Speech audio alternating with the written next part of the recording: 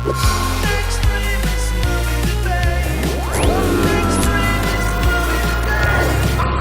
Extremist movie debate.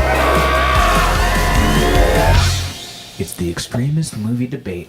And tonight, we're talking 2016's Lion. I am Joe. I'm Ethan, and one of us is going to love it, one of us is going to hate it. Let the coin decide their fate. I hate it. I love it. And hey guys, don't send us away on a train. There are spoilers ahead. Perfect. And this movie has a rating of 86% on Rotten Tomatoes, which makes it certified fresh. Ethan, since you hate the movie, this first question is for you. Okay. This comes from Richard Roper of the Chicago Sun-Times. He says, while the first half of Lion is a sprawling, often intense story of a lost boy on the move in search of his home, the second half is a much smaller but equally intense mystery and character study. So, do you feel that this film successfully balanced the two tones of the movie? You have 1 minute. Ooh, no. I mean, the first half of this movie is essentially just a kid wandering around Calcutta with no dialogue at all. There's a couple different settings, but it's still just focusing on this kid being homeless for the most of the movie. It's about 40 minutes, no dialogue. It's virtually a silent movie. I mean, he doesn't speak the language, so there's no point in speaking the language. And then the other half of the movie is all about this guy like trying to not make Nicole Kidman feel guilty. And it's very weird that they would juxtapose those two together. It doesn't make sense. It's almost like it's not a story that would exist in real life. Okay, Joe, you have 30 seconds to respond. All right, first of all, this movie is based on a true story. So Oh, is it? did exist in real life. It said so right in the title screen. You were probably sleeping at the time. Oh.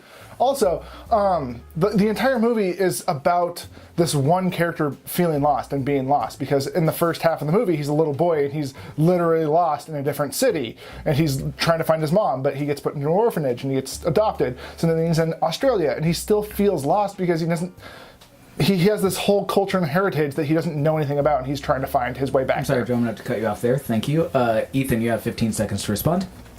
I mean, you can talk about how it's this sprawling epic, but basically, Who said that? The reporter person, Richard Roper, said it. That it's sprawling. Okay. Time's ticking. He says the first half is a dare you. sprawling, often intense story. Yeah, nothing about an epic. No, often intense implies epic. Okay. That's it. But what part of this movie is not very predictable to you? What part of this movie surprised you? What part of this movie made you want to actually Ethan, you've revisit overrun your it? time. I have to cut you off there. Joe, you have a final 15 to respond. The whole movie is just the edge of your seat because it's this kid and then this young man doing his best to find his way home, and he has no idea where he's going. So it's just whether he's going to do it or not. And you have to assume that he does because there's a movie, but maybe not. I mean, the character study is interesting enough. Joe. We're going to move on to the next question. And Joe, this one is for you. This comes from Ro McDermott of HotPress.com. Ro says, Garth Davis' Lion is a multitasker. It's an Oscar-baiting tearjerker, a stranger-than-fiction true story, and the greatest ad for Google Earth the world will ever see. Accurate. Please don't interrupt me while I'm reading my questions. So, why is any true story released towards the end of the year automatically considered Oscar bait and shunned by people like this, like reviewers? You have 1 minute. I don't know. I mean, it's the same kind of thing. Like, you get all the blockbusters and big movies in the summer, and that's because that's where most people are spending their money. So it's kind of like the cinephiles and the people who really care about serious cinema tend to gravitate towards the theater when it's shitty out, I guess. So it's just kind of the season for it. But as far as calling any kind of biopic or based on a true story kind of Oscar bait, I disagree with that, because I wouldn't necessarily call Deepwater Horizon Oscar bait. I think this guy just had, I don't know, a beef with the tone of this movie, because tonally this movie does kind of fit in with the cliche idea of an Oscar movie or an awards movie. But I think that's fine at times, because a lot of times those movies are great and really well done, and this one's not an exception. This is a really great movie, so I don't think it has anything to do with Oscar bait. I think it's just that tonally the guy didn't catch his drift, I guess. Before I let Ethan speak, I would like to say I never specified the gender of Ro McDermott, and she is a woman. Oh, my apologies. Apology rejected. Ethan, you have 30 seconds to respond. It's absolutely Oscar bait. This movie's about a bunch of brown people in India, starring Dev Patel and a homeless kid wandering around the streets being homeless.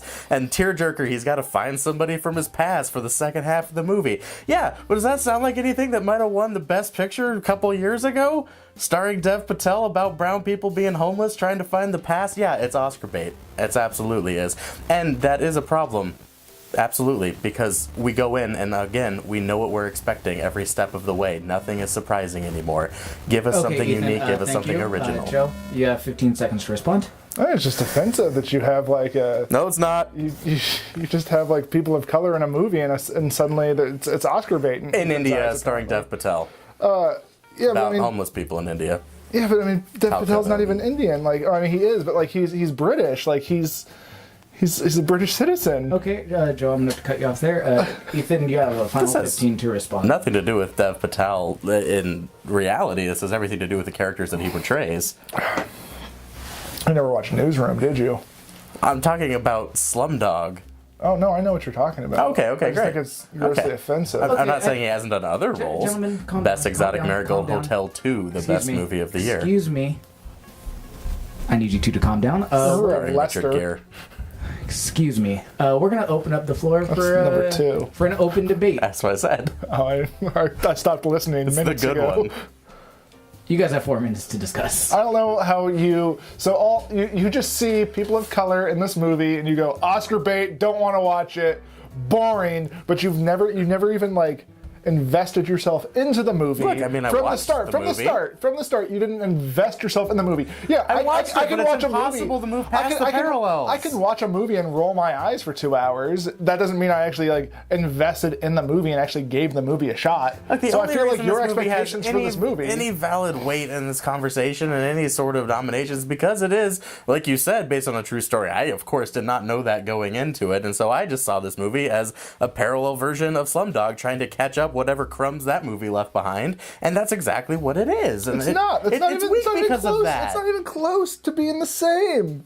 Because Slumdog was about this guy trying to Navigate a shitty life to find he his wants to build. people from his he wants past to and his build. current present. He wants to build wealth so he can move on into the future. He doesn't want to Where- build wealth. He goes on that show just to find the girl who he knows is watching. That's No, the he whole point goes. of the He movie. goes on the move. I don't remember. And he that only movie. does well Slumdog was because he's terrible. connecting it to his past, just like Dev Patel is constantly having flashbacks to his past so he can wander through Google Earth to find his home. Although it is Google the Earth- same movie. It is not the same movie because Slumdog, again, is the guy looking forward into his future, whereas Lion is a man looking into his past and knowing that his past is hollowing him out and crumbling him in his current state, and he needs to find his past to move on. That's not at all what Slumdog is. just Slumdog because is just Slumdog, Dev Patel surface knew what he level, wanted. just surface level piece of shit. I don't actually like Slumdog. I know that. But I loved Lion. But everybody else likes Slumdog, and Slumdog was very successful, so then they make this movie. No, they made this movie because just the story itself. Like, what part of the movie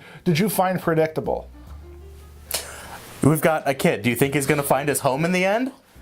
So is that Do you think he's that's going to the- maybe that's the reunite one- with his family and that's everybody the in one the theater is going to predictability? cry? That's the one predictable thing, and you just sat here for 15 minutes Oh and my yammering God. about how the entire movie's predictable. Name one other fucking Do thing. you think this kid's going to encounter shady people while he's a child and make you just be kind of icky inside? Oh, and yeah, in yeah, you India do. where Do you think 80,000 he's gonna kids get are adopted abducted by every year? Very nice white people, and then he's going to feel a little bit guilty about his privilege. Yeah, and he does. Do you think that I don't he's think going he to feels- look I don't for think his he home? feels guilty. He Yes, doesn't- and then he I don't finds his think home. he- Do you think he's Ethan, going to cry when Ethan. he finds his family?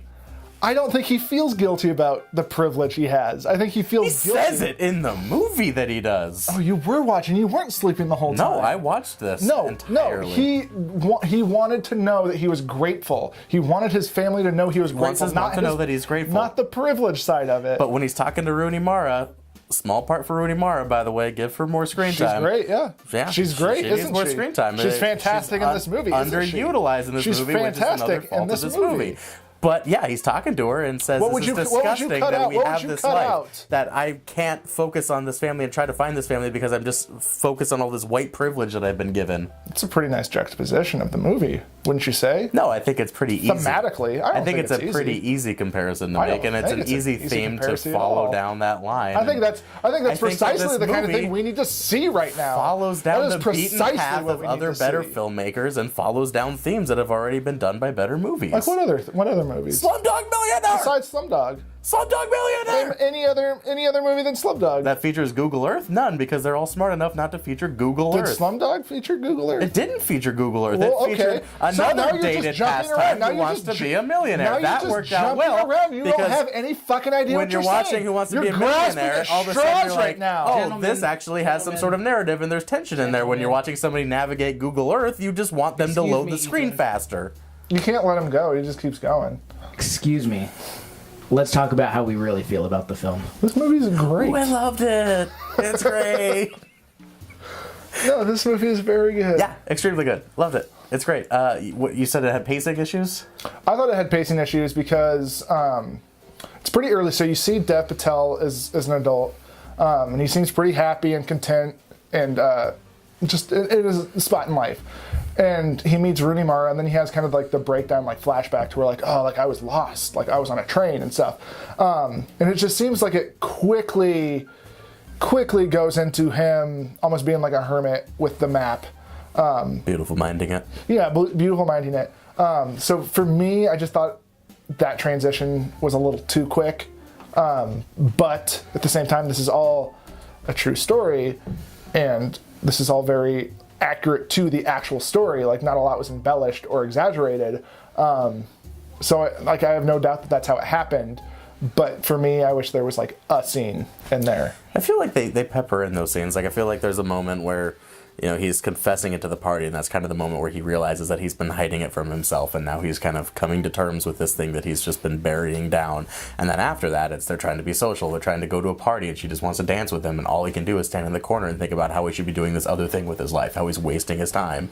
And then, you know, there feels like there's a couple scenes of that where it's just he wants to be at home on Google Earth figuring it out. Right. And she can't have that, and understandably. Okay, well, what would you guys rate the movie? 9 out of 10 lightning strikes and a good deal of thunder. It's something that you're probably aware goes on, but probably ignore, like most people, and so, you know, you think about it. I'd give it 8 and a lot of thunder. And yeah, no, it's a great commercial for Google. That too. Should have been called the Google movie. I think that was called The Interns, or Internship, with Owen Wilson and Vince Vaughn. Anywho, where can we find you guys online? You can find us on Twitter at Extremist Movie, or you can find us on Facebook at Extremist Movie Debate. You can also leave us a comment, subscribe, or write us a comment down below, and request any movie that you'd like us to do in the future, and any question you might ask that or want us to talk about for that movie. And Unpaid Intern Jeff will go ahead and read that question, and we can talk about that on the episode. Yeah, if you guys want to follow Unpaid Intern Jeff and Patch's movie goings that are not critically acclaimed movies, check out our Twitter, because we're seeing some good ones. Yeah, no, Good job. It's keeping us in business. Thanks. Yep. Thank you and good night.